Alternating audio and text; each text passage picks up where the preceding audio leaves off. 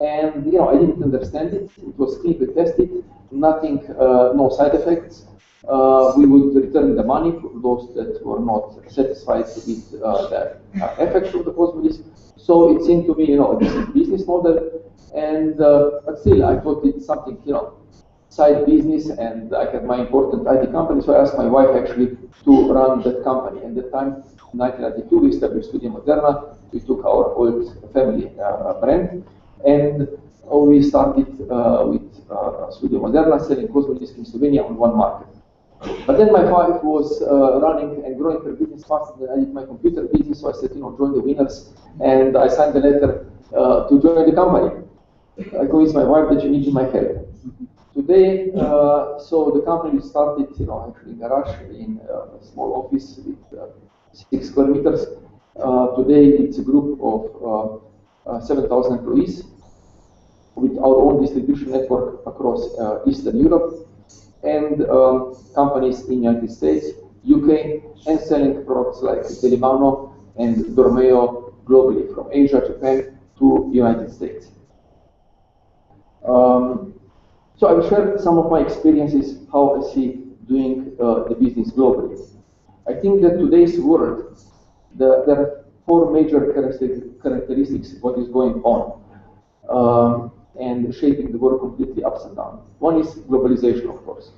Then it's digitalization, ecological and climate issues and changes, and the new social dynamics, which are completely reshaping political scene which we're used to deal with.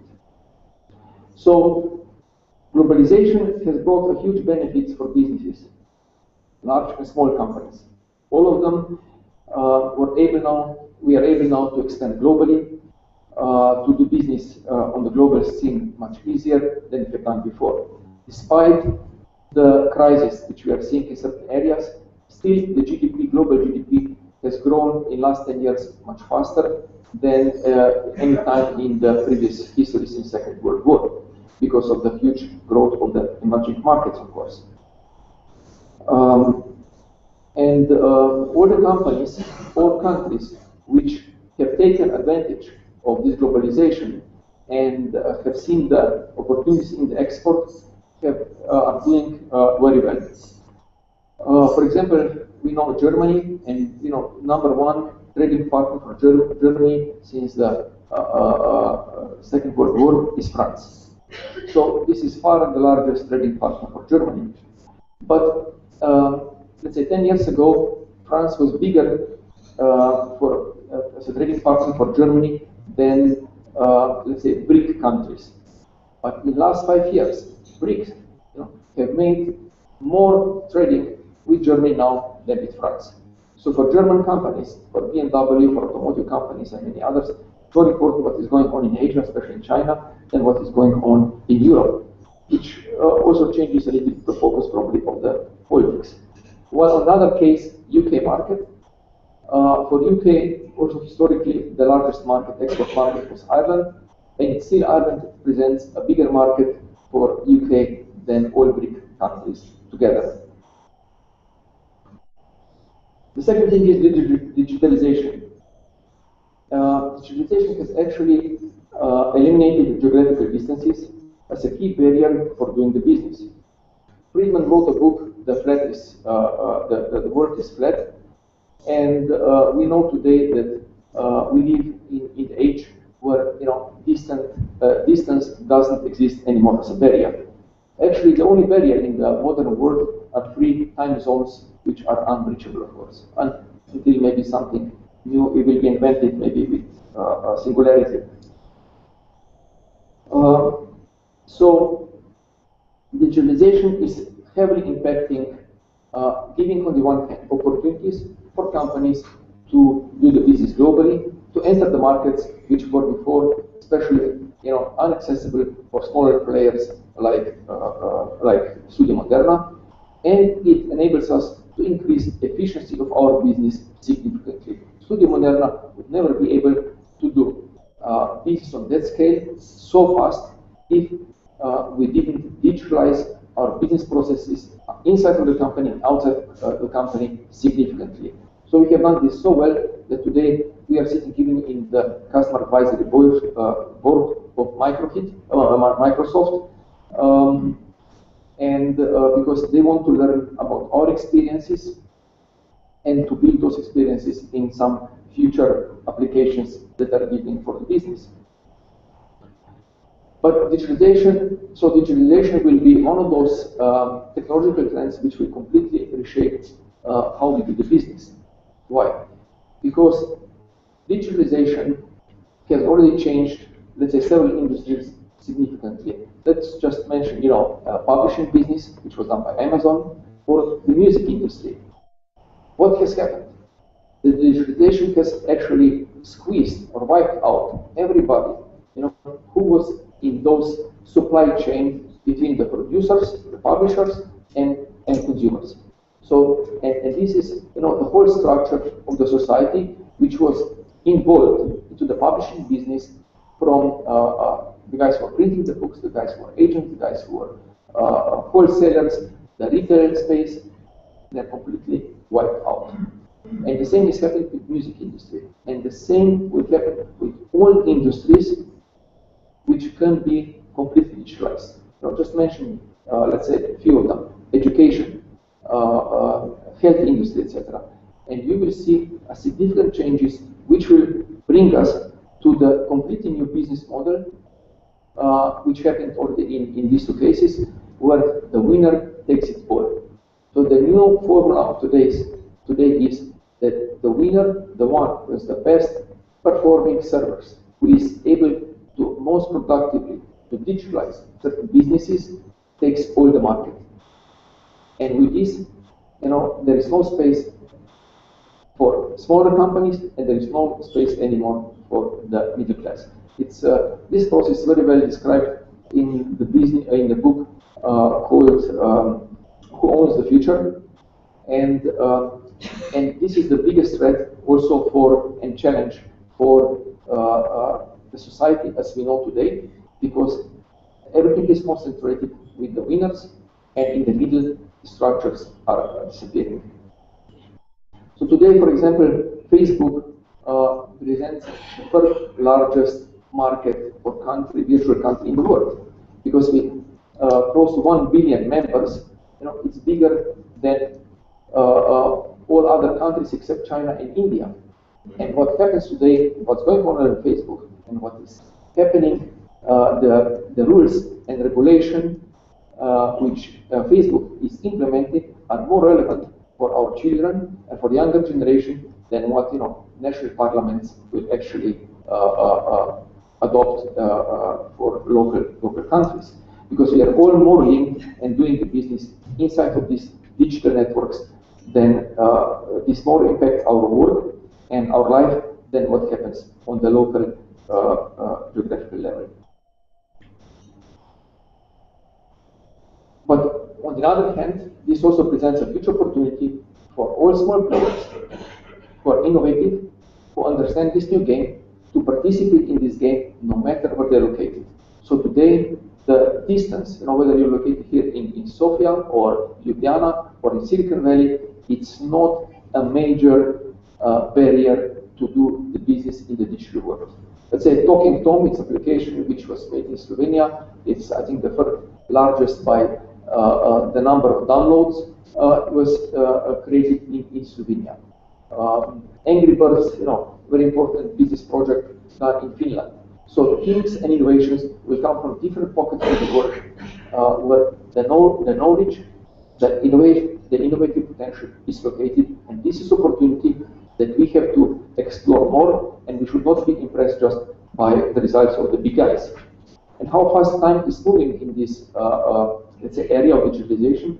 We tell you only the fact that recently Facebook had to pay 20 billion for WhatsApp application, and before they were looking to buy also Snapchat. Why? For a simple reason, because Facebook, it is on the one hand a young company which was established 10 years ago, but on another hand, it's a very old company. Why? Because the founders of Facebook and the application of Facebook was done for technology which was based on the PCs and notebooks. And as we know today, the younger generation is not using anymore those devices, but everything is on a smartphone. And the philosophy has changed so fast that today, if you don't live, the life, and you don't think to the smartphone applications, you cannot compete in the new game. So they had to invest and to buy this company, not to be outdated. We know about the climate changes. We are feeling them daily, and the business and the governments are simply not prepared on this, and I will not explore this more. The social changes. I said before, the new technologies and globalization have unleashed these fantastic opportunities, but benefits were not distributed as it was expected, and it was the practice in the past. Because in the past, proportionally, all the classes, everybody participated proportionally by implementing new technologies. But lately, in the winner's take it all philosophy, this is more concentrated in the top. And the middle class especially is under huge pressure and under huge uncertainty. Probably the first time after the Second World War, parents cannot expect anymore that the children will be having better life than themselves. Governments, political parties, and social state were completely unprepared for all these changes. And at this moment, instead of being focused to create a new role, they're more in the phase of denial and finger pointing to others than solving the problems. Growing unemployment, lack of perspective, and hugely impacted middle class are looking for alternatives, and the results have been seen on the recent elections for the European Parliament. A lot of analysts today are saying and commenting that nationalistic parties, populist, extreme right parties are biggest threat to Europe. But and this kind of, let's say, populist parties are not only something that is today a synonym for Europe. They're growing also in the States, like Tea Party, and also in the rest of the world. So we are seeing the tendencies which are going away from globalization back to the to the national economies. I think that we should not be focused too much and creating a big panic about the rise of those nationalistic parties, because the political landscape, I think, is going to change, and we'll be seeing now a new division. And this will not go between the left and right, but among the parties which are representing the establishment, so left and right together against the populist parties. These can hold the water for some time, but it will not stop the process unless all the parties will start to work and face the problems in its reality. And the only solution that I see will be to find a new social balance and show to everybody the light at the end of the tunnel, and not just accusing others and blaming other countries, other businesses for the problems that we are facing.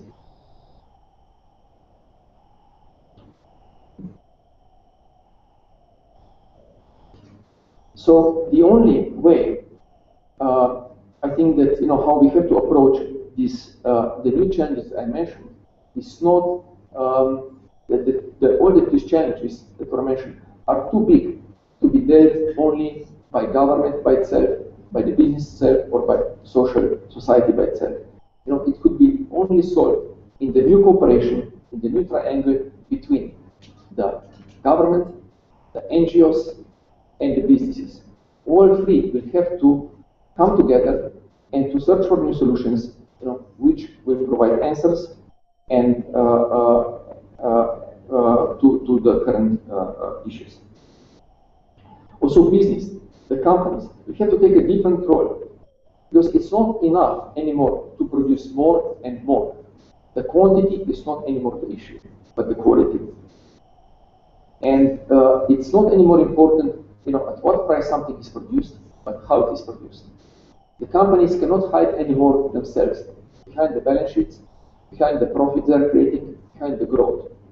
But they are every day more under the pressure to be transparent, to show how they are producing, to show how they're acting, what are their business values, what are their social values, and how they're contributing to the social challenges, environmental, ecological challenges which we are facing today.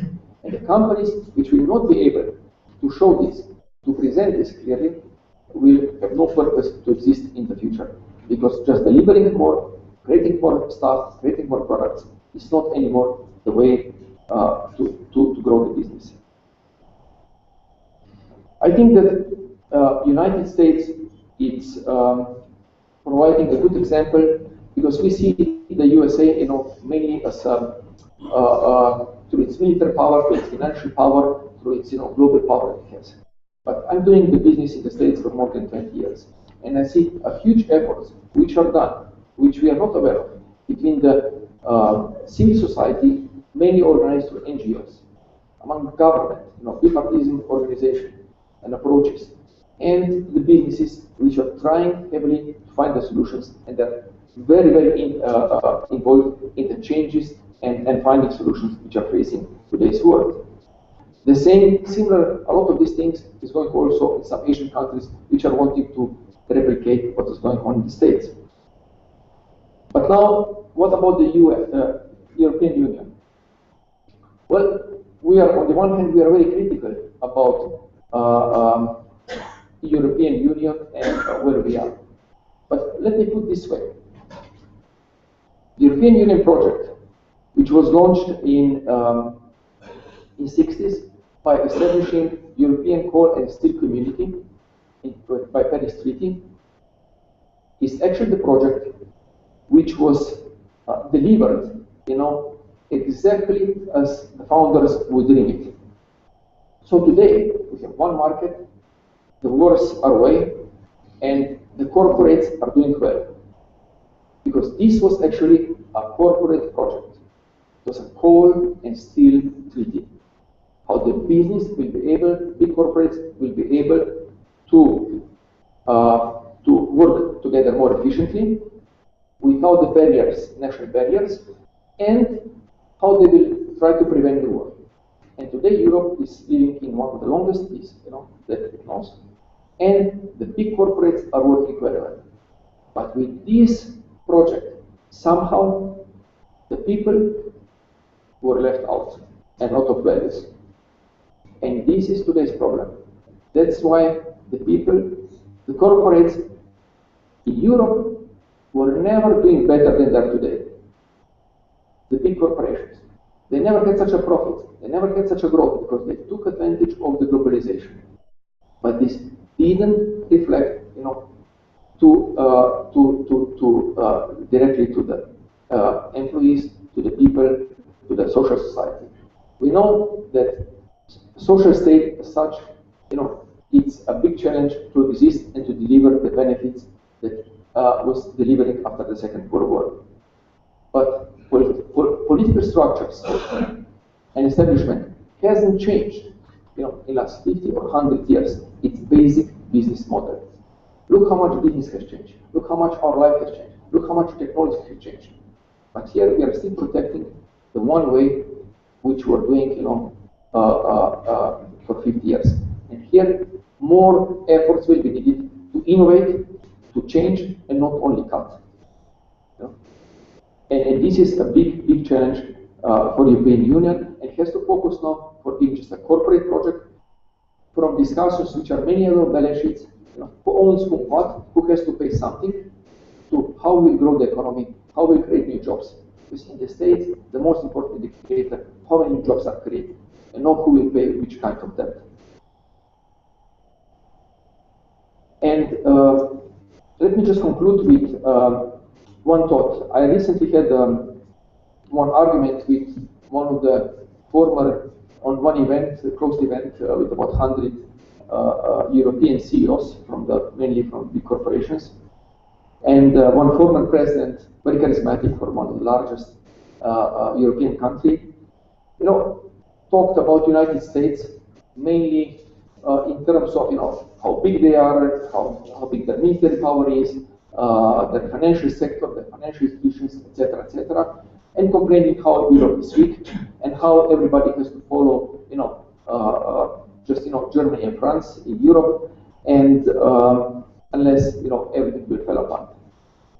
And then what I argued with him is one thing, is that as much as I know United States, the main asset or the first goal of American president is not how to keep the military forces the strongest. It's not how to protect the financial sector. The first duty and responsibility of every American president is to keep American dream going. To keep American dream going. Because this is the biggest asset. This is the biggest power. But I think that Kissinger wrote about 20 years ago that America will be a leading power as long as people in America and around the world will be the most democratic, the most prosperous, the most open society. These are intangible assets which are extremely important today. But in Europe, we are only still living in the Newton area where everything we have to wait, we have its dimension, its size. But it's not intangible. So what I mean with this? I think that Europe will only be able to prosper, will only be able to compete in today's world as really one market and not divided market, not the European Union, which has its center and it has its periphery, which we hear today more and more, but Europe, which will work in real partnership as a one market with one philosophy and one dream. So I ask this president that the main role of European politicians today would have to be to create the European dream, a European fairy tale, which I would be able to tell in the evening to my children before they go to the bed. And if we won't understand the power of this dream, of these intangible components, all our productivity, all our efficiency will not be enough to make people happy. Thank you very much.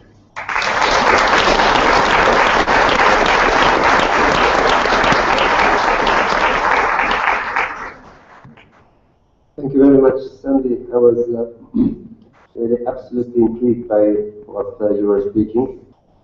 I hasten to remark that we have Google Plus streaming, we have tweeting. The hashtag is Occupy Success for this event. I noticed that particularly active in tweeting is the Startup Foundation and Chris Georgiev, who is here in the hall. And their co-sponsoring of this event, they helped us with advertising among the startup community, which I'm very happy to welcome here in this call today. I like very much what you mentioned about the Populist Party, and it reminded to me that I recently saw a very interesting statistics. This is that the populist parties in Europe are the least digitalized, which so to say is their sentence to that. Indeed, the visit of Sandi is in a very good synergy with something else that we're doing tomorrow. Tomorrow we shall have the establishment of the so-called DNA, Digital National Alliance, which is organized by the Better Party, who is here in the hall. And we shall have a very special participation of Sandi Cesko in this event. I'm also happy to see the ambassadors of Poland and of Ireland here in the hall, two countries which are really leading the digital things in Europe. And I'm sure that with the support of many more Europeans, we could eventually create what you said, the European dream.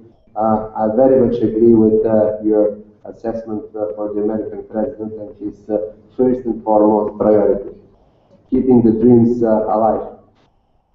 С тези няколко думи можем вече да открием подиума за въпроси и отговори или за дискусия по изключително интересното експозе на нашия наистина забележителен гост. Имате дума.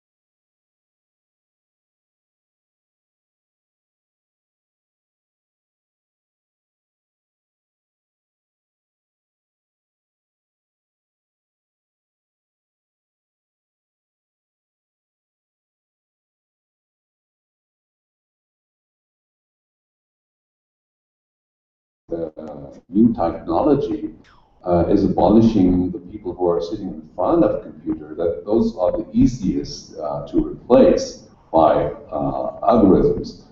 So isn't a much more relevant question not to create more dreams, to involve people in laziness and sleeping, just consuming fictitious ideas, but really watch out where the money goes to and where the concentration of power increases. Maybe you didn't mention the Piketty book, and it has overwhelmingly shown in this book that except in phases of rebuilding one's economy after wars, the capital gets much more rewards than the work. And this is getting, it's speeding. This process is really dangerous. You're absolutely right, it's dangerous. But no dreams help there. No evocation of anything that can be just open for the masses, like in the Colosseum. It was much cheaper to feed the people in the Colosseum by watching other people die than by just giving them bread. I think people merit bread, basically. Thank you. Thank you. And next after is Australia. I actually have a question. So I completely agree with you that there is a growth in income disparity. There are a lot of issues where corporate profits are bigger and bigger.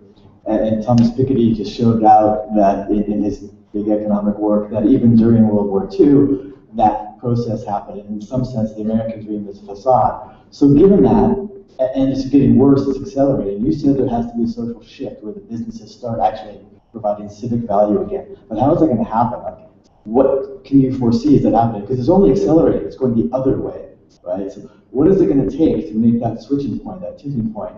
Like, is it going to take revolution? Is it going to take more and more income disparity, more and more crime, more and more, upset by the people until they just can't take it anymore? But how is that going to happen? Thank you. And one question from the left side, and this will be the first. Bobby Stefanov, until very recently director of Invest Bulgaria agency.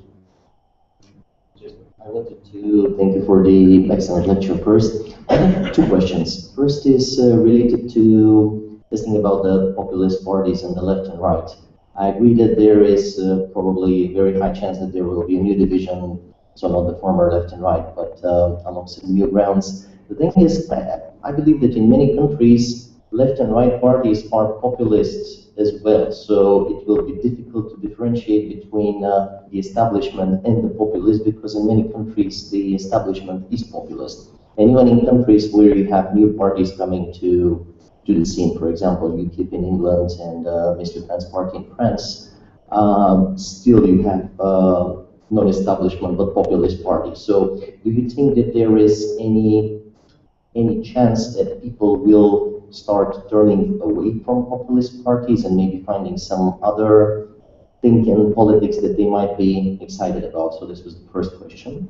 The second one was, since you represent one of the biggest corporations and you were talking about the rise of corporations for the last decades in the world in general, do you think that in our part of the world there is a chance of new major corporations appearing? Because, for example, in Slovenia, there are good examples of manufacturing corporations, trade companies, etc. Whereas, for example, Bulgaria is still a country where most of the large businesses are in areas such as energy or infrastructure. So do you think that there is a chance of new corporations appearing, not only here, but in general across the region in, say, manufacturing or IT or some of the new industries in general?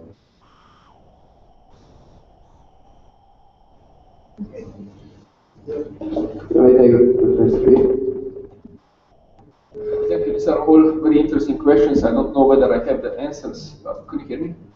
Whether I have the answers for all of them. I'm just an entrepreneur and sharing with you experiences doing the business around the globe today. Well, regarding dreams, I'm not. I understand your view, which is a little bit. It's a very, let's say, this is a rational approach. And I said, in Europe we are used to think this very rational perspective, what comes first. But we try to, especially maybe Germany, fix things to see the system, and this is broken, so we have to fix this, we have to fix this. I don't think that dreams, it's about just laying in the bed and dreaming about something, but it's about believing. And my belief is that everything starts with the dream.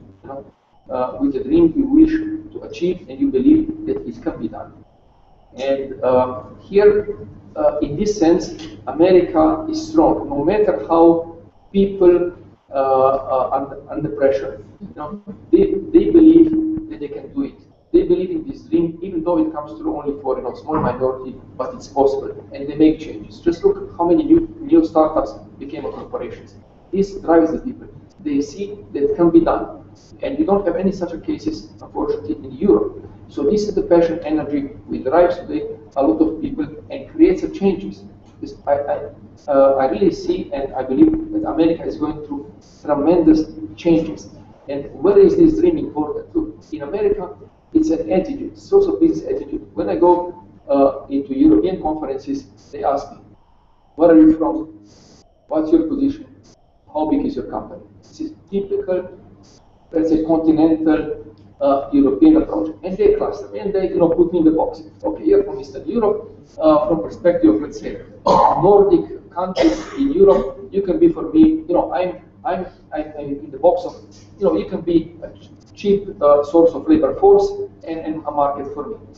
When I go to the States, look, nobody asks, of course, you exchange information, I'm from here and there, but this is not relevant. They ask you only one thing, actually, what do you have for me? Do you have something useful for me? And the market is brutal, even more brutal than in Europe, that nobody is polite. Do you have something for me? And if I have something for someone, if I have some innovation, the sky is really the limit. And I don't have time to share concrete experiences. I will just tell you one thing.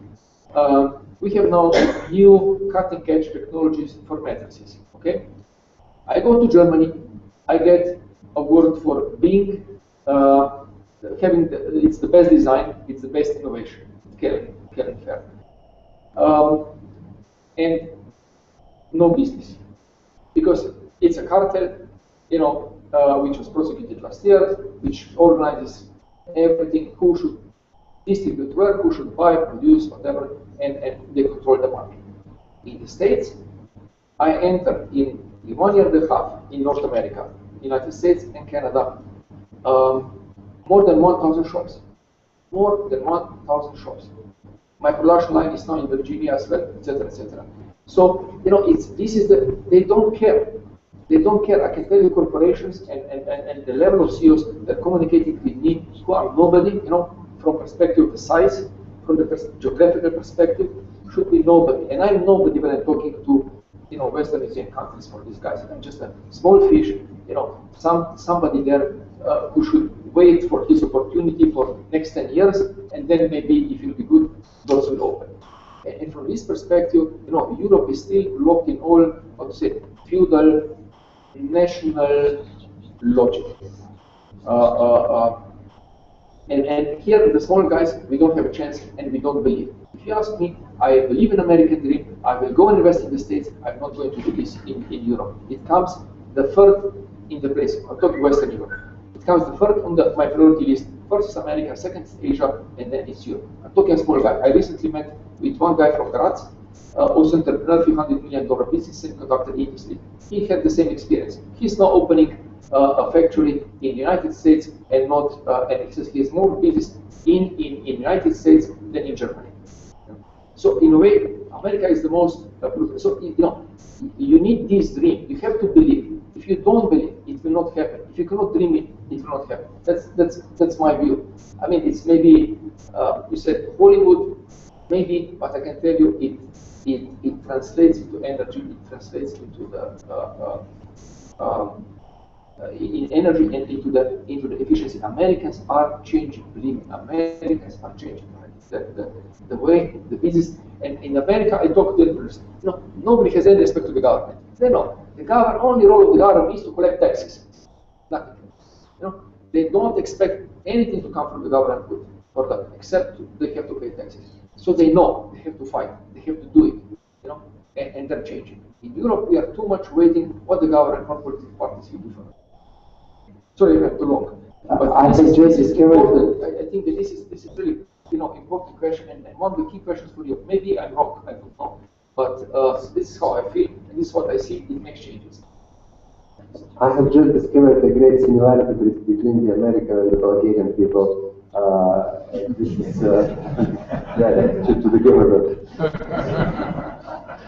In terms of social, look, it's a nightmare. It's, I mean, social responsibility.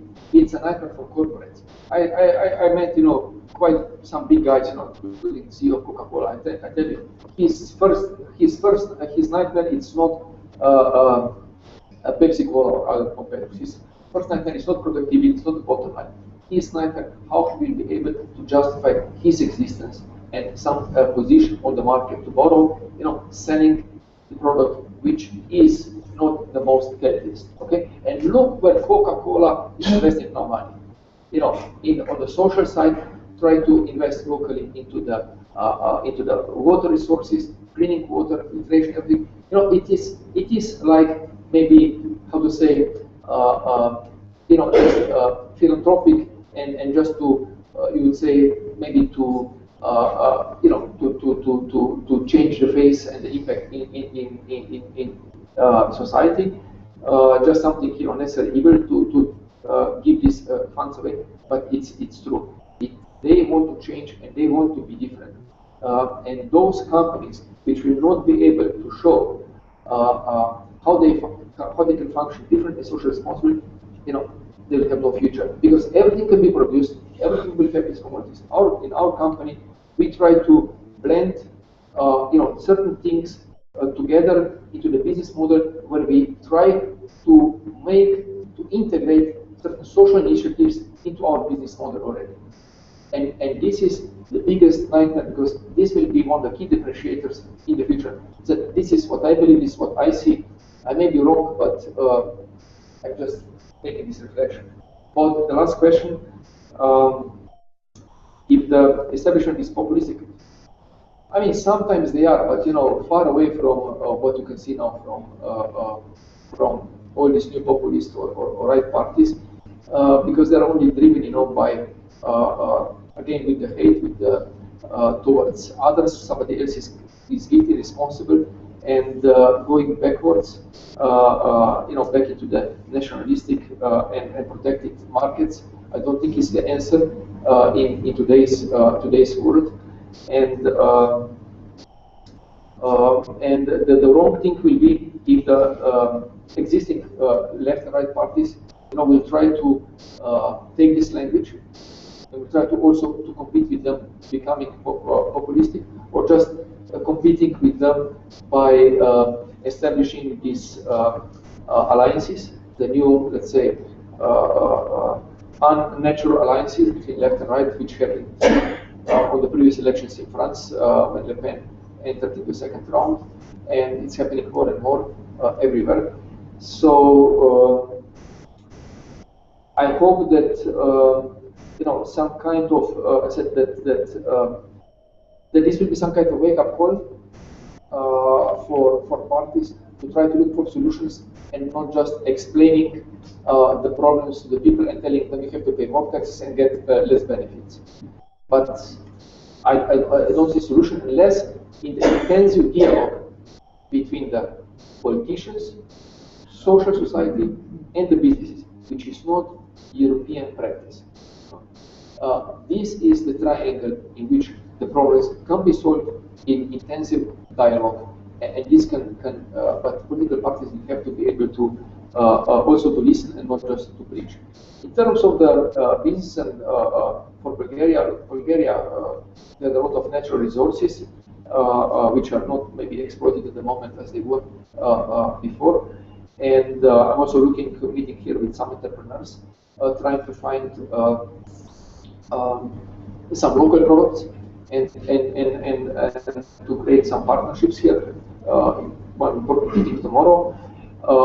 Studio Moderna is sourcing, let's say we started with our own product, then we started a stealth shopping company, so 100% of our products were imported from American companies, which were all produced in China, in Asia.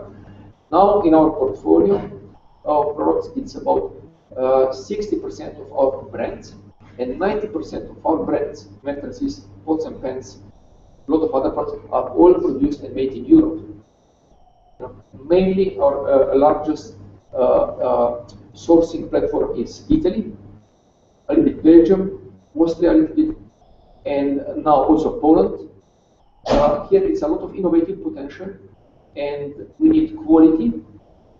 We bet on quality. We still believe that the price is not a key differentiator among the products, but we have to explain the benefits and to justify why it's smarter to buy a product from us than from others. And with this, we need quality, we need flexibility, which is given much more in Europe than in sourcing the products in Asia.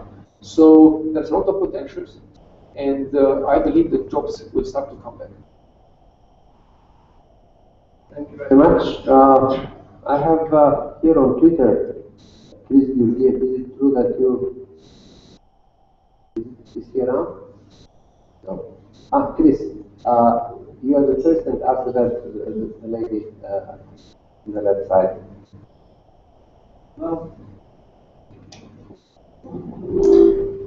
Hello. My question is, of course, I'm very much attached to the startup community here in the country, and I really liked what you said, and I also believe that we need to create a kind of, European dream.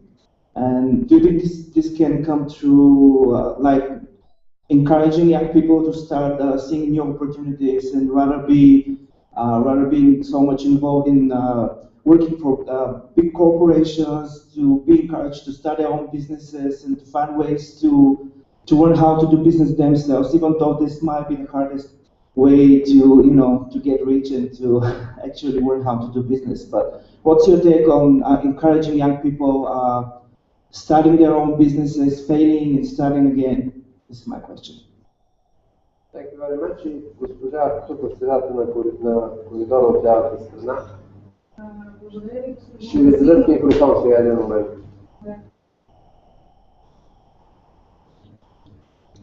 Благодаря ви, господин Паси, че ми дадохте в тази възможност да говорим. Аз няма да говоря за политика и популизъм, въпреки че имам мнение по въпроса. Аз ще говоря директно и точно за един от продуктите, които предоставя господин Чешки. Преди всичко искам да му кажа, добре дошъл в малка и най-бедна България в Европейския съюз, въпреки всичко. Излиза, че, както и Чон Атанасов, и вие сте тръгнали от един гараж. Много интересна идея. Аз имам един гараж закупен, който е под норматива на българския държавен стандарт. И ще се опитам да го помоля да ми даде идея. Какво мога аз да направя в него, за да стана богата като аз? И българският елит. Съжалявам много, ако тук присъстващите не им допада моето изказване и ме игнорират подсъзнателно. Но ще мина на въпроса. Първи въпрос. Това са диплянките към нутрибулета. Това е диплянката, която получих след нееднократно звънене по телефона на фирмата, на вашето представителство. Много настоятелно звънене. Тези двете са вашите, в оригинал. Тази е българската. Моля да ми отговорите. Мога да ви предоставя, но вие поискайте от вашето представителство тук в България да ви обясня защо е толкова малък размер на българския превод. На мен не ми е достатъчно само няколко рецепти и от какво се състои нутрибулета. На мен ми трябват точните преводи на тази книжка. Нали се вижда? Това не е като пачка, една пачка от 1000. Въпросът ви е ясно сега на първия ред, които тук представителите на Студио Модерна. Дайте да само ви само защото аз исках и другия въпрос, който е да се пише колектив и директора, който... Благодаря. Готово. Така, друга вдигната ръка има ли в момента? Не се вижда друга вдигната ръка. Окей. Да, ето, последния ред в дясно, най-вдясно. Заповядайте. Hello, and my name is Sandi Cesko, and I have actually a question, but I will start with something else. While I was listening to you, while we were talking about the European dream, I was thinking about it, and I believe that it has to work, it has to form among us, the young people. And you may help us anyhow by just give us a message, inspirational message. How we can follow our dream? How would you inspire us to follow the success? That's all. Thank you. And to round up this tour of questions, I very much had a question on the top of my mind, which is in the line of what the lady in green said. What do you suggest? I'm sure that you may have two types of suggestions. Suggestion to the young people on how to start up business, and suggestion of people, say of my age, I'm almost 60, next year 70, after that 80, on how people of my generation can start up something. Because I'm sure that in this digital world, every social strata of the society can start up anew. Okay. Let me first address, because other three questions are a little bit connected with young people, to that lady. So first about how we can help to create jobs. So let's say so far we created 230 jobs in Bulgaria at the moment. This is the number of employees that we have in Bulgaria, because we don't act like, let's say, from one center. We have full infrastructure of all functions on every market. Secondly, as I mentioned before, we have recently met with one very interesting entrepreneur from Bulgaria with one very good product, which I cannot mention at the moment. And we are looking to take this product globally, at least at the beginning on all the markets in Eastern Europe, and but maybe even globally. There's one patented innovation which is very attractive and perfect for our portfolio, and this will work. We will invest in promotion marketing of that product. It will create I hope, many new jobs. And I said, we always look to more and more work with businesses in Europe, because we believe in innovation, with the quality and fast flexibility. I do apologize if something was wrong or we didn't put enough translation or content into our local catalogs. But here is director of the company, and you can explain to him this later on after the session. He will be happy to listen to you and try to fix this in the future, because the opinions and the critics of the customers are really important for us. We have our customer advisory boards where we invite our customers to help us that we can become even better. That they face us with the things where we are not good enough, where we are weak, and things that we don't see, but we could do them much better. So this is really very helpful. Now here we have actually three questions about young people, inspiration message, and also what older generation how can start. So look, what is opportunity? Opportunity for young people, and why the reason to be really optimistic is simply what I believe is that this crisis which we are facing today, it was described as financial crisis, the crisis which was originated by the financial transactions of the big investment banks. I don't think that this is really the case. It was an accelerator. It was, let's say, the end step and stage of certain process. But it was not definitely this, because at the end of the day, today all financial institutions and banks are full of the money, are full of liquidity, but the crisis is still here. This is the crisis of the real economy. And what is going on is one of the biggest shifts in the human history. So it's a shift which could be compared when we became agriculture society, It can be compared with the industrialization revolution, industrial revolution, and again, the shift is happening just on a much bigger scale because the whole world is going through the same process at the moment. We have, as mentioned, at the same time, ecological crisis, environmental crisis, etc., etc., a lot of social connected with this. But what is the difference with all previous changes? This time, the changes are not driven by tangible assets. Now it's not important who owns the land. It's not important who owns the factory. It's only what matters, as I mentioned before, in the case of the Facebook.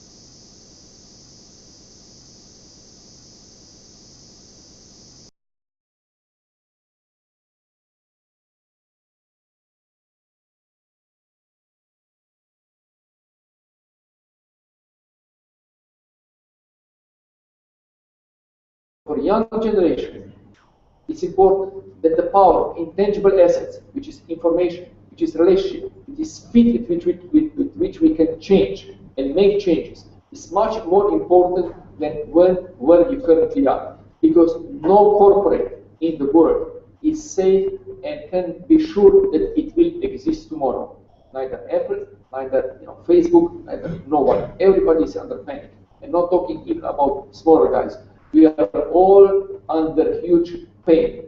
See, and this pain is opportunity. This huge pain is opportunity for younger generation, for those who can fix the problems. Because if you are because we know, as Aisha said, the way for if we continue working as we have done before, it will not change. The output and the outcome. So we have to change mode. And for young generation, empowered with the new knowledge, this is easier than for those who were working in these 10, 20, 30 years.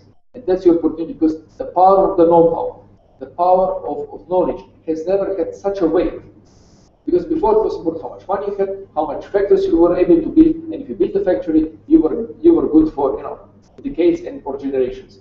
Today it is not anymore the case. The young kids, WhatsApp was created by 20 guys and it's worth 20 billion. And this opportunity, for young people.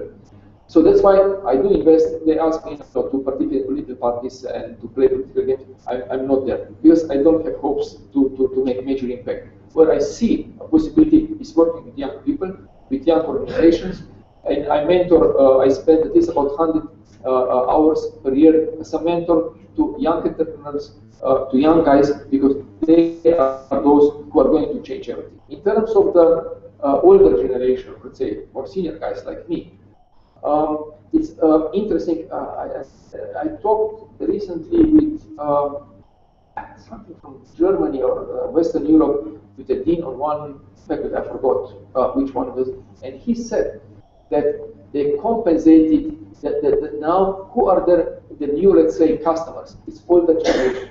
It's older generation which doesn't want to be left out, and they're learning. And today it's important, the way of thinking, not how old are you. I'm doing it in the States. Look, I'm doing it in the States with people. There is one of my suppliers. It's 8 years old. He's sole owner of a company which is 3 billion in revenues, 300 million in profits, no debt, nothing. The person 8 years old, and he's on email with me, and I'm one of small bars of him. But he sees, he understands that this is technology which we have. It's important to grow. And he sees Studio Moderna in the States that will be growing. And this guy is communicating with me on email. He went to our factory in the United States, which is, minimum, we don't even present 1% of his revenues, but he understands what is a game changer. And, they bet on the game changers. And your generation should be this game changer, and you have this opportunity, and you have to go for it. Because opportunity today, as I said before, opportunity exists, which didn't exist before.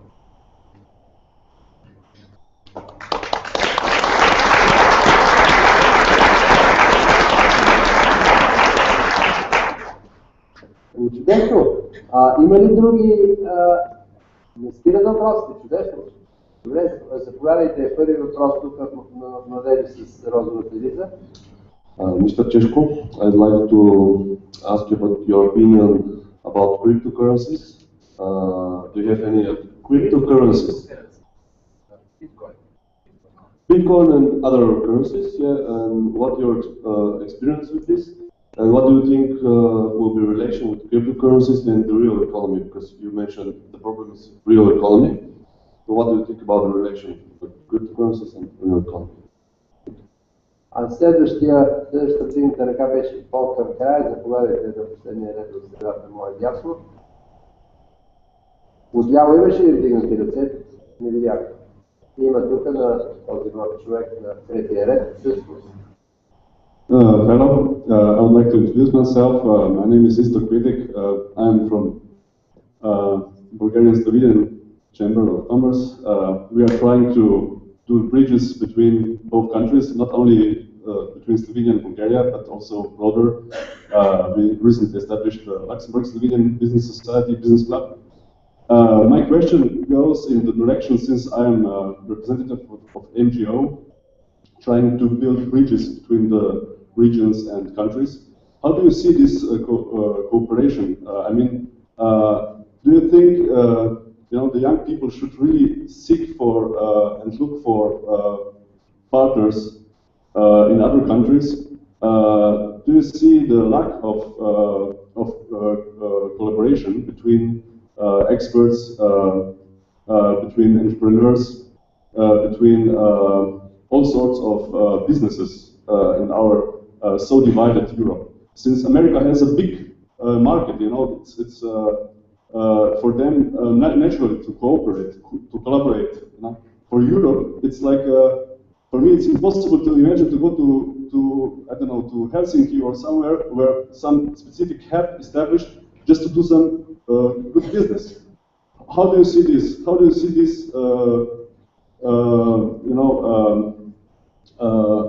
Closing the gap, being more operational in the international scene in Europe. And the second question I would like to add is how do you see the gap between the we try to promote this collaborative, intelligent mindset, but on the other hand you have this egocentric, a little bit egoistic entrepreneurial approach. How do you see where those two come together? And I would like to have thank you for your great lecture and wish you all the best. Thank you. И аз ви благодаря. Не пропускайте да се свържете с посланичката на Словения за по-нататъчни контакти между двете държави. Заповядайте, младия мъж с бялото слушало. Hello, Mr. Cesko. Thank you for a very interesting talk. My name is Lubomir Chochov, and I'd like to ask you about the European dream that you mentioned. First of all, I am a bit skeptical because we have to first unite around some dream. We can't just have a dream and hope for people to come together to it. We have to build a dream and actually communicate it to people and make them unite around it. The second reason I'm skeptical about building such a dream is that basically said the short attention span of people, because currently people are very ideologically divided, hardliners on the left, hardliners on the right. So if you don't get the results, if you don't achieve anything, even if you manage to unite people around some dream and manage to create a movement, if you don't achieve results within 2, let's say 4 years, this dream will die. So I think the American dream started in a period when you actually had time to build that dream and prove that it's actually working. In Europe, in the current political environment with hardliners on the left and right, first of all, you can't unite people, and second of all, you don't have the time to prove that the dream is actually feasible and works. Can you just comment on that? Thank you. I thank you as well, and I have very good news for all of you. Obviously, the news about this conference with Sandi Cesko has immediately spread all over the world because we have just seen in this room coming the Director General of the Bulgarian News Agency, Mr. Minchip. If he is here, it means that the news has spread all over the world. Thank you. Welcome, Mr.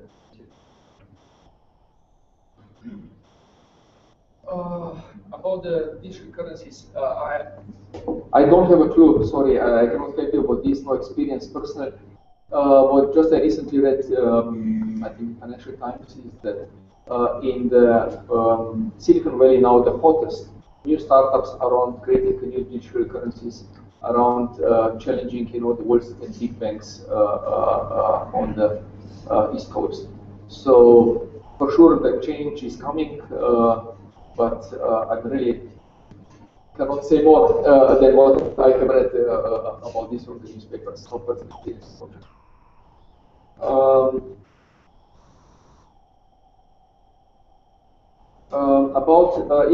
What we can do if we are, let's say, only from small companies.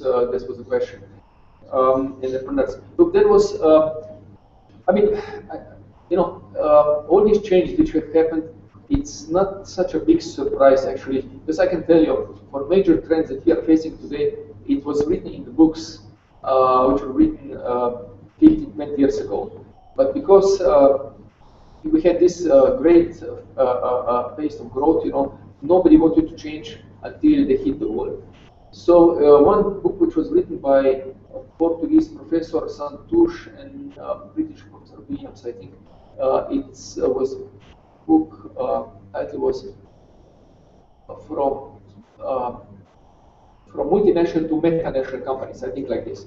But it's about metanational. So if you Google metanational, I would recommend you to look at this book, especially for smaller companies, because it says, the basics says, the previous dominant business model were multinational companies, and what was the business model? You became a leading company on your local market, and then you copy-paste exactly the same model globally, like IBM, General Motors, General Electric, etc., etc. The new business model, which it's because today the speed is very important, and there is another business model which created a lot of alliances. It's a metanational, which means that the company which is, let's say, technological good in Tel Aviv and one distribution company good in Germany and the third in marketing maybe from Sao Paulo will come and play together. And you have a lot of cases like this. They will join their forces, in each sector and play globally, and they are much faster by speed, more innovative, less structured, and this is maybe the model we have to implement more and more. And this is like also Studio Moderna is doing. We didn't vertically integrate all the production. We are just looking innovative companies. We are good in selling. We are good in marketing. We are good in distributing products around globally. And let's say today we present. Let's say last year, I can tell you, we bought. Last few years, we have bought about 30% of ceramic coating pots and pans produced in Italy, which we distributed globally. 30% of Italian production, approximately by some estimations, was bought by Studio Moderna. We were never in that business. We just saw opportunity. We saw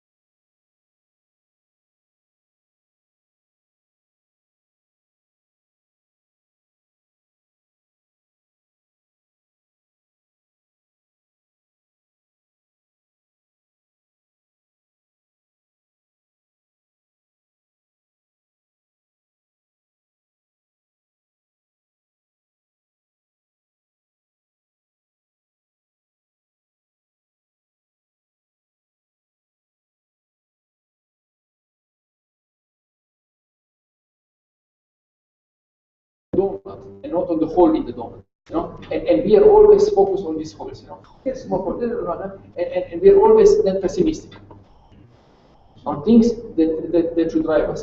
And you know, we should, instead of dividing Europe now to the center, to the most democratic, to the most productive, and the periphery, which is going on, which is read in newspapers, you know, the most advanced countries, they have to take a lead, but lead by example.